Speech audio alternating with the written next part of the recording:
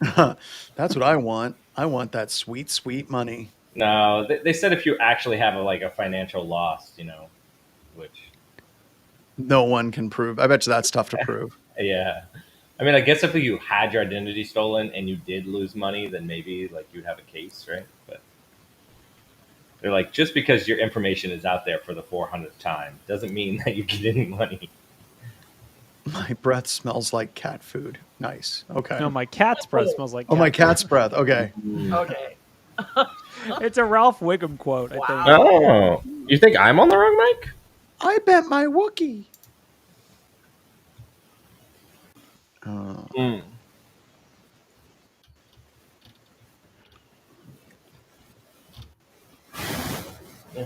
No, I'm on the right mic. I only have one. All right. No, your mic He's sounds Get just that good. thing nice and close. He was just far away from it. Yeah. So the SMB7 is like you got to be on it. That's like the whole point, right? Like it's not really meant for that like far away. Yeah, that's the whole point. So you can't hear your cat like scratching. Exactly. Yeah. That's The supposed people to be with like the full on Yeti mics. I'm like, dude, we can hear your microwave running like 2 buildings away. Like you really shouldn't be doing that. yes. It's like, is your neighbor's dog barking? I think the neighbor down the street, like 3 blocks over. Yeah, I hear that. Yeah. All these condenser microphones that are super powerful. I don't know. A lot of the blue mics, like the new ones and like these Sures, they got all kinds of weird functionality in them. They do a really good job. The NSA functionality is really nice. Oh, I like that. I like that. Taiwan. I personally look at the NSA as my personal backup solution. Yes. Same. If I ever They need always anything wanna back, I just start sending state secrets back and forth between FOIAs? me and my No, friends. just send in a FOIA. I'd like all my emails, please. Thanks. Like all of my emails, please. Or FOIA Love John requests. Strand. Why are these all redacted? They're like they redact all the stuff you would actually want. Your order will be delivered on, and then it just says What? redacted. No, You're I like, needed that. I need that tracking number. Oh. Most of the time, I'm just looking for old emails for like a serial number or something. Yeah, like, warranty. Warranty, Yeah, totally. like just something Yep. silly. Yeah. That's exactly what So they here's like a fun little warranty pre-show still? banter story I'll tell. So I got an email from some random sheriff in Florida, okay? makes sense. And the email, it was, at first I thought it was a fish, but I like looked into the sender and it was like a .gov, like it was legit. It wasn't like some random Gmail. It was a real sender.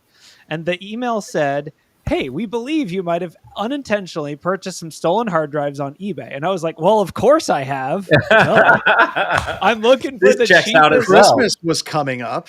Yeah, I had to get stocking stuffers for my data hoarding friends. yeah. So True. I was like, okay. And so they were like, okay, can you provide us with the serial numbers of some of the hard drives you provide on eBay or bought on eBay? And I was like, sure. Here's all the serial numbers I bought in the last 6 months or whatever. And they're like, okay, thanks. We believe that you are a victim or whatever. And they were like, okay, now you have to like submit a sworn, notarized statement like that you purchased. And I was like, all right, I'm done. Like, I'm not going to like go to a notary and be like, I bought this on eBay. Like, I didn't email the guy back and be like, this is a nonviolent crime. I don't care that much because it just felt mean. But like, it's just so funny that like across state border or whatever, I'm supposed to be like, yes, hello, notary. I bought a stolen hard drive on eBay unintentionally, and I'm the victim here. Like, it just felt so silly. That's so we're dealing with lawyers right now because of Ralph. Oh gosh. Ralph, what did you do? Come on. So I and Ralph, I haven't been bringing you into this because it's just stupid and it's getting progressively. Oh, I know what this is. It's getting I know what this worse. is. No, it's not Okay. worse. All It's right, like good. it's like I just responded back and I said we're going to rename the tool. We're going to do this. yeah. It's all going to be fine. And then they're like, "Are you willing to do a sworn affidavit that you're going to do that?" And I'm like, "No." I gave it to you in an email. That's good enough. And they came back and they're like, well, we would really like to have some proof that you renamed it by this date, by this date, by this date, and do these things. And I'm like, no, I'm not going to do any of that. I told you we would rename it. I told you that we'd bring it down. I told you that we'd do X, Y, and Z. And if I don't, then sue me. You sound bitter, John. I am a little bit bitter. I'm a little bit bitter because Kimry could have picked up the goddamn phone and they could have called me. I'm not hard to get a hold of. They could hit me up on X. They could maybe they did hit me up on X. I haven't been on X in like a month and a half. They could hit me up on Blue Sky. It's like green eggs and ham. There's so many ways to get a hold of me and just say, hey, dude, name's kind of close. Could you take care of it? I'd be like, no, not a problem. But we have to have all the communication go through attorneys, right? And I've directed our attorneys to basically ignore anything else they send to us. Like, do not bill me for that. And our attorneys are all like, oh, we can win this. If we fight this and we put in hundreds and hundreds of hours, we can win this case. And I'm like, no. Like, my favorite part was when your lawyers called you and said, hey, by the way, in calling you, you've already spent X amount of money. Yeah, right. And we did all of this market research. We did all of this analysis. We realized the trademarks are not active. We have done X, Y, and Z. And I'm like, why? Ask you? Like, you're my trademark. Like, I should be able to do, what are you doing? And they're like, well, we just have your best interests at heart. I'm like, no, you don't. You don't. Oh, God. Yeah. Right. And by the way, it is one of those. Or not well trained. Oh, it's one of those funny things, though, that like any of you can go on and look up a trademark in like 5 minutes. You don't need to be like an expert, right? It's like really simple. No. It's so no, Ralph, hold on. Anything a lawyer does costs more because they're taking on legal responsibility. Yes, that's actually right. fair. What I would tell you versus what I would tell you. They don't charge in 5-minute increments. They just It's totally fair. The law is a complex business. I get it. Also, suits are expensive. I mean, the nice ones are. The nice ones are expensive. Yeah. Dry cleaning is expensive. All right, roll the finger. Yeah. Let's go. Roll finger. Roll finger.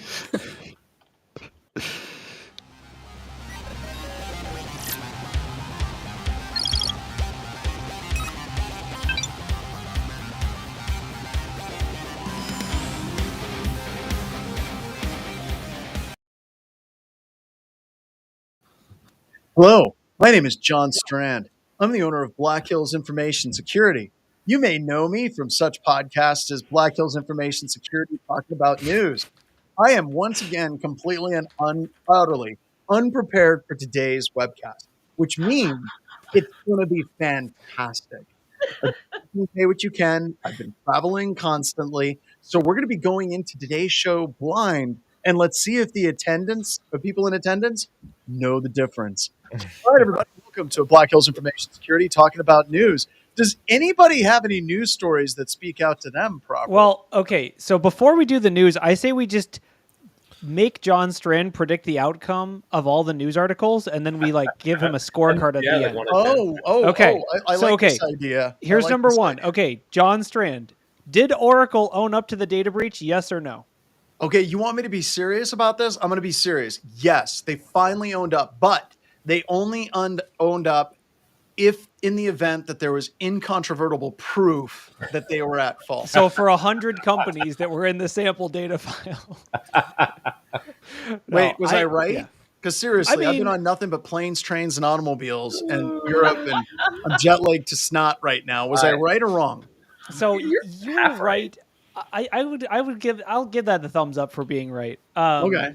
Yeah, I mean, I would say there's a few articles we have in here about it. One from Bleepy Computer, where they're basically like, some customers have been acknowledged. Now, on our side, we looked at all of our customers, at least for the continuous pen testing, and there were about 80% were affected. So like out of, most of the customers were affected. Now, all of them were like, some of them, of the companies that were affected. Wait, Corey, hold on. I got to ask a question before you go any further. Were our customers more concerned about the breach, or were they more concerned with the open, terrifying realization that they're doing business with Oracle? That's a good question. I will say we had customers, and this is kind of where I was going next. We have customers who, some of them said, yes, we use Oracle Cloud heavily. We rolled everything. We rolled all, we were aware of this and we fixed it. Other customers were like, we didn't know we used Oracle. So we're kind of worried about this. One customer said the only time to their knowledge, the only usage they have of Oracle is their employees logging into other people's Oracle Cloud environments. So maybe it's just like, my theory is attackers are lazy. They just took the list of emails and just cut off the, email domain and said those are the affected domains. So I guess Oracle seems to have more data about what was affected.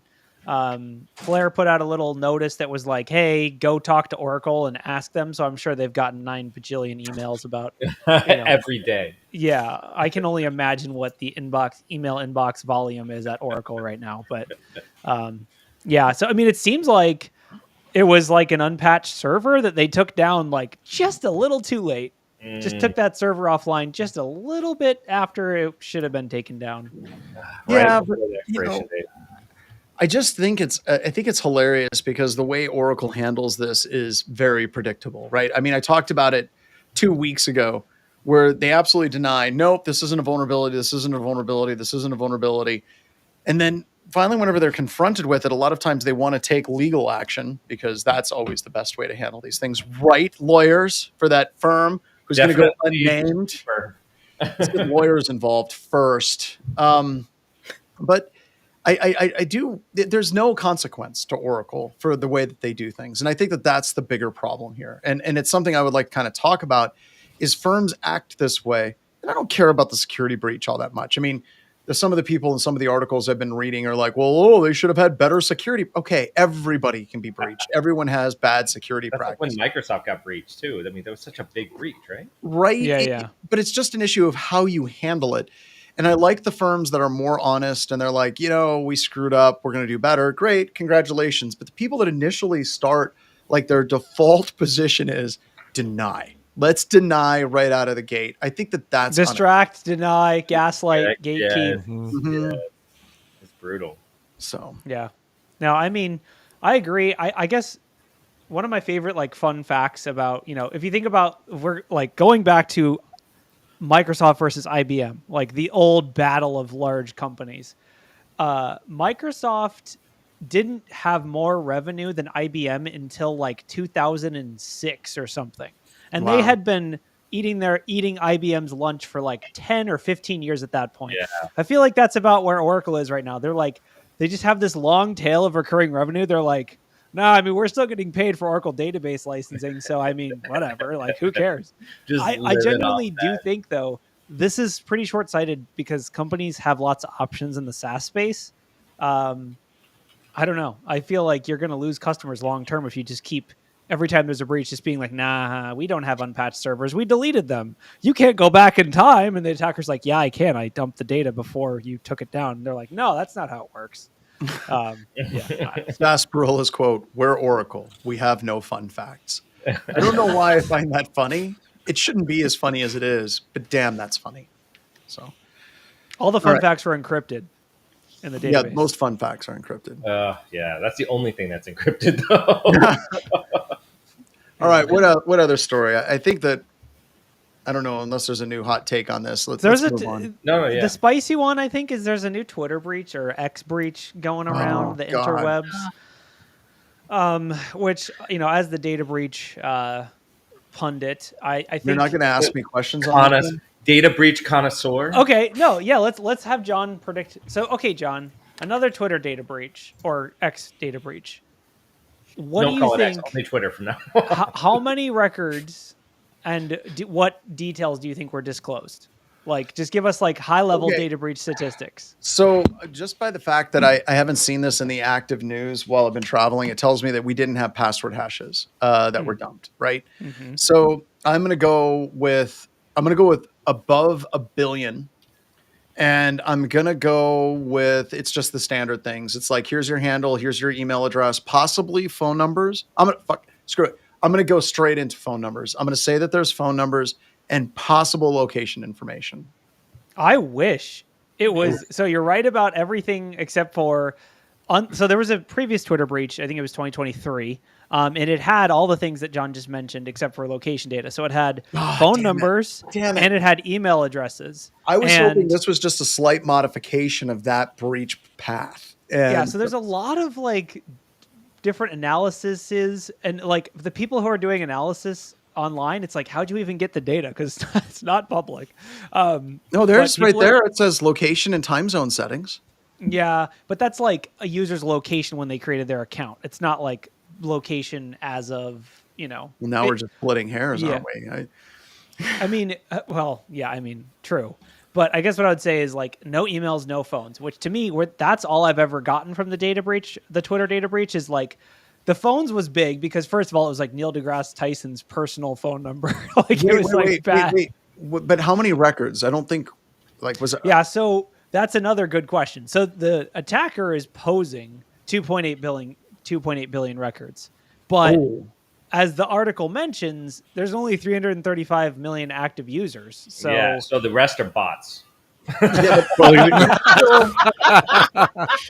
Ouch. I will say this does line up with the whole Elon Musk buys Twitter thing. Like he was maybe that's why he was so upset and forced to buy it, because he was like, wait, there's 300 million users and 3 billion active users. Like, okay, we got a problem. Yeah, it's like either bots or your stuff isn't actually deleted when you ask for it to be deleted.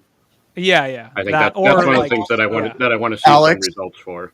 Alex, why not both? Yeah, why not both? It's probably both. I have another like interesting take on this too, like for because I was thinking even before this breach that we're going to see like an increase in desperation moves of insider threats. Like your insider threats are going to go up, and I'm dancing close to kind of like that electrical third rail here. But yeah, you're going to have insider threats increase. You're going to have companies that have maybe less budget for security controls, and if people look at their pocketbooks worldwide and go, hey, I'm desperate, hey, desperate times makes for increase in cybercrime. Yes. I saw all that like before this happened, and I go, oh, it's a disgruntled employee that's just like dumping stuff out on the internet. I'm like, hang on, get ready for more of this. That's an incredibly bleak yet hopeful take.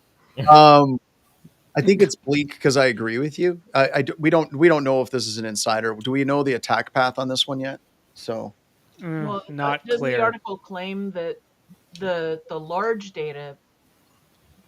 The claim is that it was stolen by an insider, a disgruntled employee. Okay, and then, that's totally just a claim. Somebody else went and did a data merge and merged the new data with old data from the 2001 or the 2003, and then pulled out anything that didn't have the emails. So there are multiple data sets running around.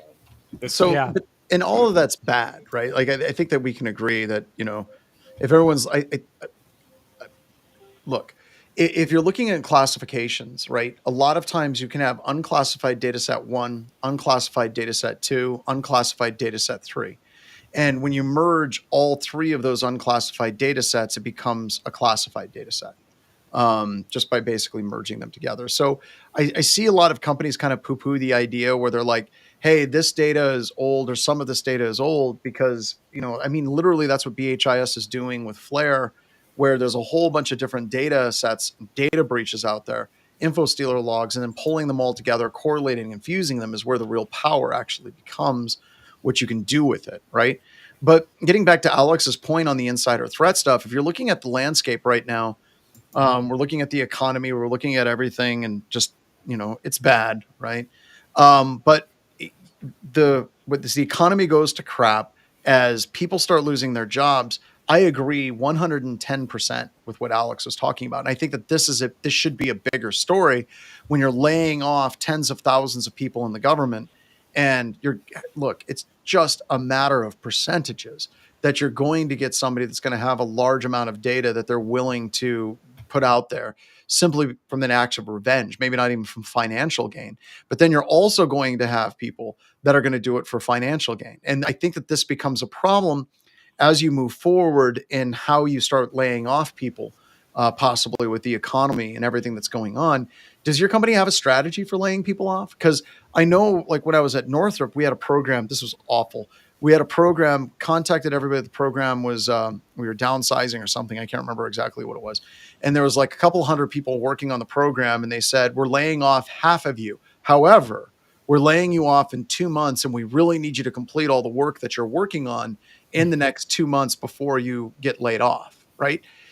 That program went down in flames almost instantaneously, and none of the stuff got done on time.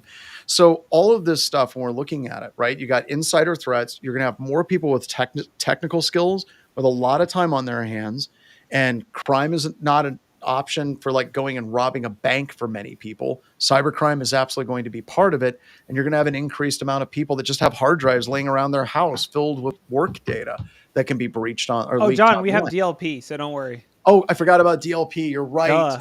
You're right. I take Alex.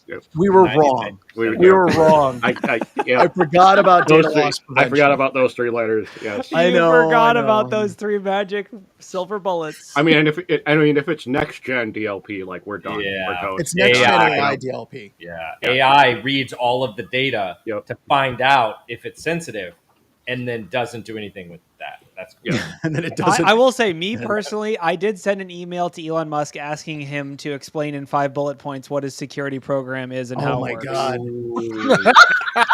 So I'll let everyone know if I get a response. So far, I have not. It's my belief that my big balls should be held every night, because when I have big balls, they're always swinging to the right and to the left. No one will ever take that out of context. What do you mean? No. It's a party. It's a fancy dress party. So. And calling back to Net last week, like for whoever said they didn't get enough rants last week and wanted their money back, we're doubling down. We're doubling down. We're pushing in so many more rants. Doubling down. I'm a little bit terrified that anytime I talk, people are like, "Oh, here it comes!" Like it's like clockwork. Hold on, let me get the chair soapbox. So, John, did you, or I guess, okay. Here, since we're keeping the theme of having John just predict all the articles without having read them, okay. I'm doing pretty good so far. You are. I'd say I'll give you approval. You said north of 1 billion. You had the wrong records, but let's say we went 2 for 2 so far. So now let's talk about a phishing as a service platform. So this is run by Chinese criminals. Or that's a spoiler. I should have asked you what. You ruined it. I'm going to be honest with you. I would have gotten that wrong. If you would have asked me who it was, I would have said Russia. Honestly. Okay. So Russia has bigger fish to fry right now. So basically, there's a phishing as a service provider. Okay, and I guess I would say here's what you have to predict. You have to predict how many smishes do they send on a daily basis, roughly, and what kinds of like fees or things do they charge for this service? Like, how does it work? How do I sign up? Are they using open source software, etc.? Like, give me the high level product. I'm going to say number 1, they're using open source software. Number 2, not exclusively. They have some customization. For the number of smishes they send, over 10 million. I'm going to guess on that. I would have guessed it would have been Russia. Daily. Daily 10 million. I would have said 10 million. Okay. For the APT group, I would have said Russia. I would have gotten that wrong, of course. And what was the other question? So their question is like, how do you think it actually works? Do you think I think that they probably, like, going off of previous services that have done the exact same thing, there's usually tiers. Like, it's like free tier or $100 gets you to tier X, all the way up to like full on white glove premier tier service, if I had to guess. And that's because botnets, and that's, once again, I would have tied that to Russia, because that's Russia's MO is they have these services, these botnets as a service, these, SaaS level services. I think it is interesting that China is starting to do it. But those would have been my guess. It's profitable. Okay. Let's give you a scorecard. So, I would say you're high on the numbers. They're only sending about 100K a day. Oh, wow. And which is still insane. And by the way, we've probably all gotten these. Has anyone gotten a fish I'm going to say I must be getting a sizable percentage of those about like parking tickets and speeding cameras. Like, I don't know if I parking can tickets, tolls, package tracking. Yeah. So you were wrong. You were a little high on the numbers. They use a platform called Darkula V3, which we've actually talked about on the show, but it's basically some other crime syndicates phishing as a service product. So it's not really open source, but it is reused, and it probably uses open source stuff, right? I'm not going to give me that one. I'm giving you that one because you nailed it. So as far as how it actually works, It doesn't really say if there's different tiers, but it's pretty interesting because I think this is just There's just a way to make money. subscriptions. There we go. Yeah. So basically, if you look at the picture's actually kind of interesting. I think Ryan's in reader view, so he can't. Oh yes, there's the picture. So they're actually using like physical devices, and they're sending RCS and iMessage. That's kind of the pitch, because SMS is dead, right? Like SMS phishing is dead. Now RCS and iMessage phishing is alive and well. So they're actually like, there's a video the threat actors posted where they're basically like sending smishes while they're driving around, and you're just like, why? Okay, first of all, why? Second of all, is this like, are you? I mean, this is just like someone. Now, I will say, if you want to know what phishing looks like at Black Hills, this is basically it. Now, we're not usually driving down the highway. Oh my god! Thanks for the clarification, Corey. This is how we smish, right? This is how you do it. You just take the message, you paste it into a phone, you send it to all the targets. Like, that's how we smish. I love interns. Like, people are like, oh man, I'm finally on a cutting edge red team. So what's my job? You're going to take this phone and you're going to manually paste in to these 23 numbers. That's it. Yep. That's your job. Welcome aboard. I think it's funny because they bought all these phones, right? And the reason they did it is so they can make just a bunch of iCloud accounts and then log in. Yep. And then the service is that it logs into all those devices. So it's like a rat for the phone, so that they can send like, all these smishes all at once. And the reason that they have to buy real phones is that way it shows up as like a real device. It gets attached to the Apple, like it seems a lot more legitimate. Blah blah blah. So it's pretty wild. Though. It's good. It's smart. Yeah, I mean, I guess what I'd say is it makes sense that this is a profitable product. That phishing as a service is profitable. Having done phishing, it's super annoying, and I would happily pay for one of these services. Red Owl's ready to join. He said, "I'll be on a red team. I'll do it." It's like, are you sure? Because it's all right. Step one: you have a car. Look at me. I'm a red teamer. 2 hours later, I hate my life. What the hell? It's like being in a casino with no return.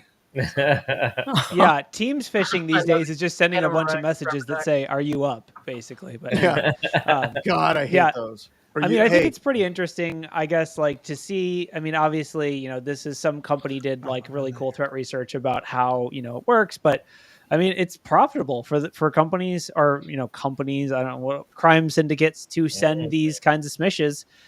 If you send enough of these, you're going to get some responses, and apparently they can. The real threat actors can pay for this service on top of, all their other costs. So yeah, I guess SaaS is alive and well, even in the crimeware game. Yes, SaaS is everywhere.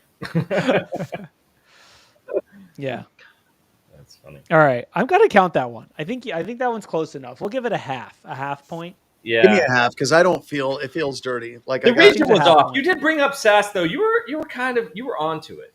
Yeah, but somebody can find out. I'm willing to bet that they have tiers because almost all of these groups. Oh, they probably do. Yeah, they probably have referral. Every SaaS product does. Are you paying for phishing platinum? Yeah. Now the big question I have is, do they have a free tier? Yeah, where you can try. I guarantee you they don't have a free tier, but I will tell you what I also guarantee you that they charge extra for that two-factor authentication. You know what I mean? That enterprise feature, you want to hook it in, that costs single sign-on. Oh, you mean for SSO? Yeah. Yes. We at APT42, we use Okta, so can you guys integrate with Okta? Exactly. Yeah. And Ralph, this is an inside thing. Are you paying attention? Because you're going to need to learn this stuff, man. You got to compete, buddy. Oh, I've got a rule. There's no extra for what should be security. That's my God. That sounds like a catchphrase. There you go. All right. Anyways. Yeah. All right. Anyone else have any like spicy articles, or I can just keep making John predict the news? It's up to if anyone, I don't want to cut out if anyone has an actual article they want. I have an article I'd like to talk about real quick, but it's not spicy. Let's do it. It's not spicy. Well, John has to predict it. I don't need. Well, okay. All right. So GitHub had a bunch of essentially. All right, so let me break it back for a question for John. Right, what do you think GitHub's like number one security problem is right now, as a whole? Like with as like a service. I would say number one is just people being stupid and leaving secret secret stuff in an unsecured thing. I would say number one, that's it. Just their users being dumb. That would be it. You nailed it. Nailed it. So GitHub, so they have had that problem, right, for a while, right? It's a real problem. It happens all the time. It's probably happening right now. But they announced that their new advanced security platform had detected over 39 million leaked secrets in repositories in 2024, right? Oh my God. I would have never guessed that high of a number. Yes. So don't worry, those were just production API keys. It's fine. Yeah. Maybe Dev. So what the announcement really was is the rollout of their standalone secret protection and some other things like that you can now buy and add on. Now, by the way, there are tons of other third-party products that you can also Truffle integrate. Hog. Yeah, I mean, there's entire businesses. Like, yes, Truffle Security is an entire business that exists just to protect secrets on GitHub. There's many more. It's like Gray Owl. Your job is just clicking buttons on phones and crawling GitHub for creds. Like, that's it. So they're looking to essentially attack all the different ways that secrets land here, right? So looking at push protection. So when the actual git push happens, looking for the secrets before they actually land in the repository, right? They're using Copilot powered secret detection, which is for AI to detect unstructured secrets. So essentially random data or something that could be a secret. And then, they have a couple other interesting things. It's funny. I've got a fake company I created on GitHub for one of my CTF challenges. And if you go strand.js fake co and issues, I have firewall password not working. Can someone change the password? The password is password 1234. Change it back. And then also I had password for AWS not working in there as well. And I have yet to get a notification from GitHub. Oh yeah, well I will say, to give a little bit of credit to GitHub, this is something we've also tried to tackle for continuous pen testing. And there is no good way of classifying what is sensitive. For something like that, like the password is blank. From an NLP and data processing perspective, that's actually really hard to do at scale. Yeah. So part of it is just they're trying to, tame a huge hurricane of data with, tools and things. And basically it looks like the way they went was to provide tools to people that make it easier to find and discover this kind of stuff.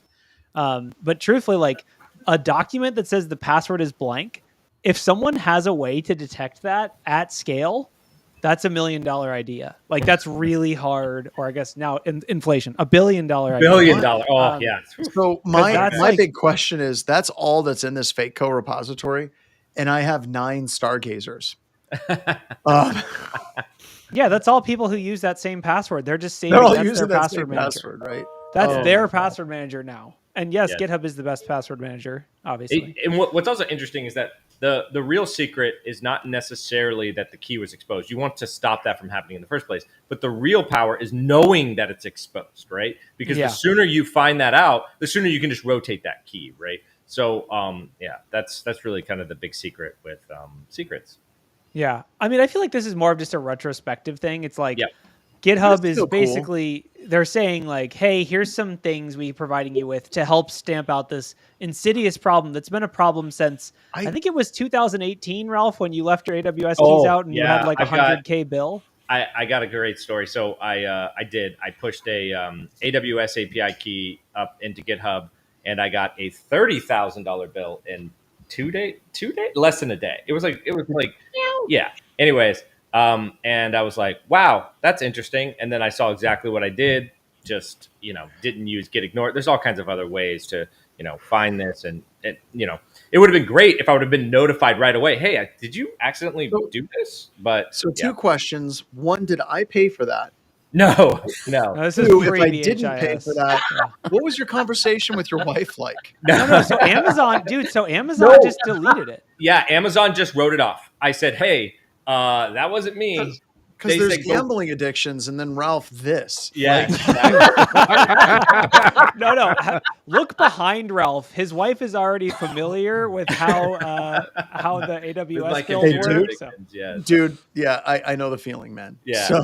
But anyways, it was a write-off. But Yeah, so it's happened to me. I've seen it happen to other people. We've seen it in tests. We've seen it all over the place, right? So, yeah, it's easy to do. We're all human. Mistakes happen.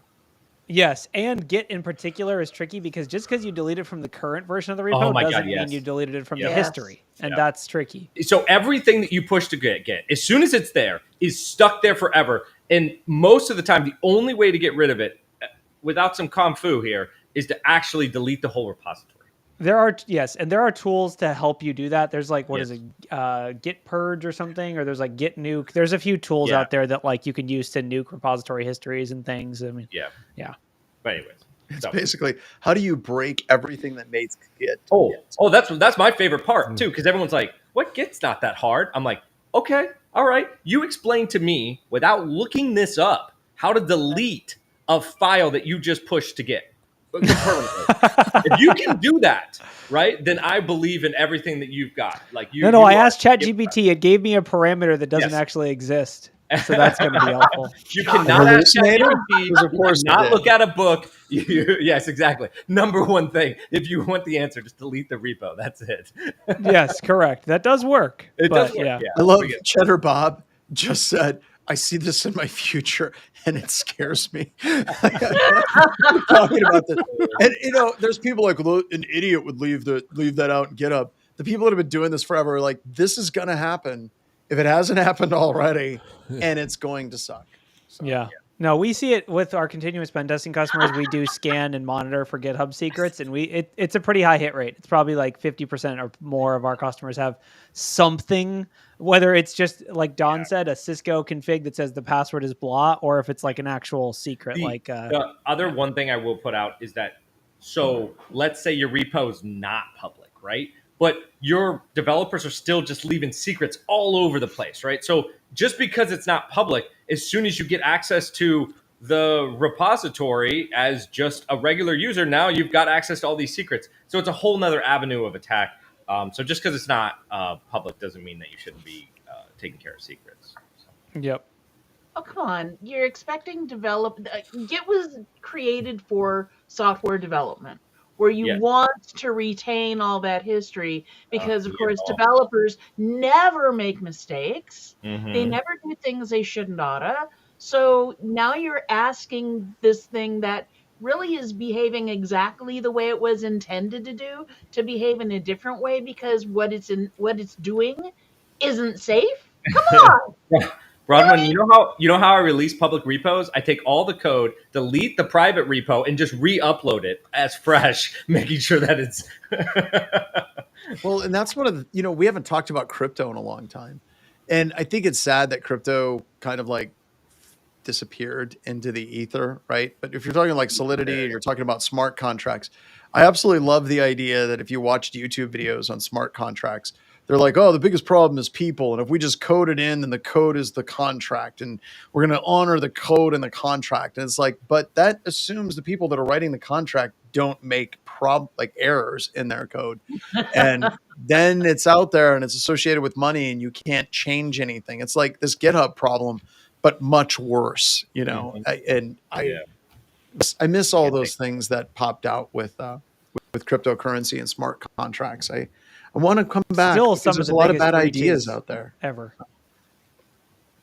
Like the dollar amount of the largest breaches of all time are almost all crypto things. Like if you search by like the largest ever breaches, we're talking about billions. It's crazy. You know when all of those have occurred? Like within the last year too.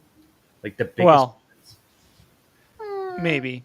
Yeah, no, I think it was like last year was the biggest one. It's like they're not that far in the past. It wasn't like, whoa, when Ethereum first came out, that's when all these breaches happened. No, man, they're going after it for today. It's wild. I'm pulling them up right now. Yeah, I mean, I would say the biggest one's probably going to be Bitfinex or whatever. Like it's going to be, or at Mt. Gox, it's going to be one of those. But like the tough thing is that like you look at the data breach and you're like, okay, so they took 12,000 Bitcoins or whatever. That's going to be like, depending on the day, back when it was done, it was probably a $5 million breach. But nowadays it's like a $20 billion. Bybit was 2025. It was February and it was around $1.5 billion. $1.4 billion. Nothing compared to Mt. Gox. So that one. Well, at the time, coin check, right? And that was 534 million. FTX 477 was 2022. Yeah, Mount valued at the Gox, time of theft. Mount Gox 460 million in 2014, and now we're getting into the top ones. Top like DMM Bitcoin 308 million. No, I did this backwards. So yeah, the biggest one was Bybit for 1.4 billion. That was 2025. The next one recently would be DMM. That's the fifth. That's 308 million in 2024. Here, I'm going to share this in the chat so we can bring it up. But there's a lot of them there. But all I'm saying is the values are getting higher, and it's happening more often. They were going up higher as like a very definable like line, but when you get to Bybit, it's like parabolic. It just explodes. So if we can bring that up for the news story, scroll down, you can see the graphs. And it probably was. When Mt. Gox got breached, it was only worth $400,000. No big deal. Now that's worth $470 million. Like, it's crazy. That breach is huge. I mean, that's bigger than the next 3 breaches combined. Yeah, that's bigger than the market cap of like 90% of companies in the world. Oh, yes. Yeah, like billions of dollars. There's not that many billion-dollar companies to begin with, but yeah. Anyway, I got another interesting story. So did you guys hear that ChatGPT is going to try to put watermarks in the images that they're creating now? I thought they were already doing that. They're already putting artist watermarks that they I stole thought that they were putting in the artist from editing images. I thought that's what the 6th finger was. Oh, So okay, I did count on Ralph, what's the story? Since we stepped give us the story. I have more hot takes though. No, so I guess ChatGPT's. Have you guys played around with the new 4o Image Generation? So if you have ChatGPT now, if you have ChatGPT and the 4o, which is their whole model is like wildly confusing, the numbers, and you're like, this is the newest. No, that's the newest. They're like, no, we upgraded the old one and now it's better. Anyways, so the one thing you can do now with the 4o model is you can say, hey, make me a picture of this, or hey, take this picture and make it professional headshot, or whatever it is, right? So, but I guess the image gen model was previously only for paid our customers, but now I think anyone can do it, but at a limited amount. But the thing that's coming is that they're going to be training their models with like watermarks, right? I'm not exactly sure how that's going to work, but yeah, so they're probably going to try to put some watermark in there. Isn't that kind of ironic? I mean, yes, this product that plagiarizes from everyone else. We don't want anyone plagiarizing it. The studio. Oh my God, the Studio Ghibli stuff. People freaking out about that. So I mean, so here's another. I guess my other hot take on this is like I don't know if anyone's noticed this, but like if you take a ChatGPT generated image and you try to paste it into Teams, it'll be like, can't paste from this source. Like it already is like protecting. There's already like some kind of weird AI war happening where like the image data is tagged with like the prompt. Basically, Teams is one example. I'm sure there's other examples of this out there, but they're filtering the input content. Now, if you take that data, I'm talking about if you copy directly from the ChatGPT web interface and paste directly into Teams. Now, if you just save the image and paste it into Teams, that's fine. It doesn't have a way to detect that. My point is, there's already some gatekeeping going on here with like, oh, we're Microsoft. You can't be pasting ChatGPT images in here. And I'm sure companies will start watermarking or, saying like this image is AI generated. This has been around for a while. Like if you use that this person does not exist.com and you create a LinkedIn account, it'll just be like your LinkedIn account has been banned. Like they have a way of somehow detecting that.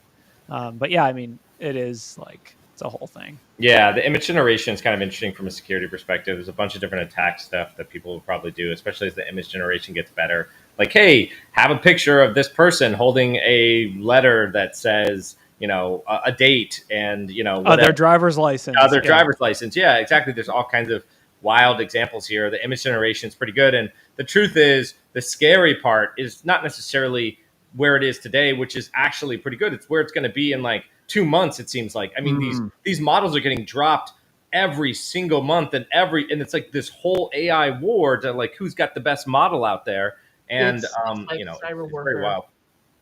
Well, would you call it it's America's like next top whatever. model? Like people joke about this stuff, and it's right now is the worst it will be moving forward in the future. Just is. This reminds Or me it's the so best much. it'll ever be. Or it'll This best, reminds maybe. me so much of when the web was new and we were downloading a new browser every 5 minutes, it felt like. Yeah. Because stuff was changing so fast. And it's exactly the same dynamic. Everybody is evolving their own stuff, everybody's doing their own thing, and everybody's copying everybody else. So yeah, it's going to be this way for a while, and then after a while it'll settle down. Yep. And then we'll all be And out. the only person who will really profit from it is Nvidia or whoever's selling the chips. Oh man, they are making bank. So you know what I thought was funny too, because I've watched a bunch of videos about AI model rigs too, and the new Macs are actually amazing at this because they have an insane amount of memory that they're putting in these, right? Which is actually what you need for like local model stuff. So anyways, but you're still right though. AI is killing it on this because, the people who rent and sell the hardware are the ones who win in the end. Yeah, if you're selling the shovel in the gold rush, that's who taking the money. Yeah. Yes, exactly. But I will say this is their day in the sun. They've had a long, selling hardware has been an increasingly difficult game to be in. So, well, that's all they were into is games. So they spread out. Yeah. Right. Right. Got another story, guys. Another story? Did you just keep us going? There's actually not that much, honestly. Yeah, there was kind of a light week, kind of actually. Quiet news week. Okay. I mean, Samsung got hit by an info stealer. Whatever. Who did? Who cares? We've got breaches. We've got the usual suspects doing stupid stuff for stupid reasons. We've got it's the same thing. Service. We've got. So, are we just not going to talk about the director of the NSA being let go? And okay, I'm going to take that as a no. It's your show. You can talk about whatever you want. I know. I don't know exactly what to say about this any more than what we've already said about some of the things. Not much has changed, but I don't think it's going to immediately change the direction of what the NSA was doing up until this point. It might change in the next couple of months or even a couple of weeks, but I do think we have to talk about it because it is on the news. If you guys don't know, the NSA director was let go, and that's interesting for a number of different reasons. He probably didn't fill out the 5 bullets. I was going to say, maybe he had ChatGPT write the 5 bullets for him and they just weren't good enough. Yeah, he didn't do that good of a job. Well, yeah, because they have like Gov GPT. It's not as good. And I think Wendy left too, Wendy Noble. Now there's a lot of conversations about whether or not Laura Loomer was the one that got him fired because he wasn't loyal enough or anything. I think a lot of that speculation. Maybe there's a lot of corroborating evidence on that speculation. But as far as like what it is going to impact moving forward, I don't think it's as bad in the short term as like Jen Easterly leaving CISA. I think that CISA kind of being headless and kind of drifting off is a much bigger issue than the NSA as far as we will see. I mean, the NSA isn't really civilian facing in any large capacity, right? And CISA is so civilian facing and like business facing. And I mean, even just like all the pen tests CISA was doing for like cheap, free pen tests for OT and other spaces, like a lot of that stuff, I think I would consider like money well spent. But gold toilets in the Pentagon are nice too. I mean, I do love those like fancy Japanese toilets. Yeah. So at least want to discuss it. We'll see if there's anything new that comes out of it as well. But hey, if it's a slow week, let's wrap it up. Get out of here a little bit early because I'm willing to bet that like we're going to run into next week and it's just going to be a tsunami of cyber news. So I want to say thank you very much for attending. Thank you for everybody here that's co-hosting. We appreciate you all. And I am going to go do a jet lag nap right now. We'll see you next week, folks. Bye, guys. Bye.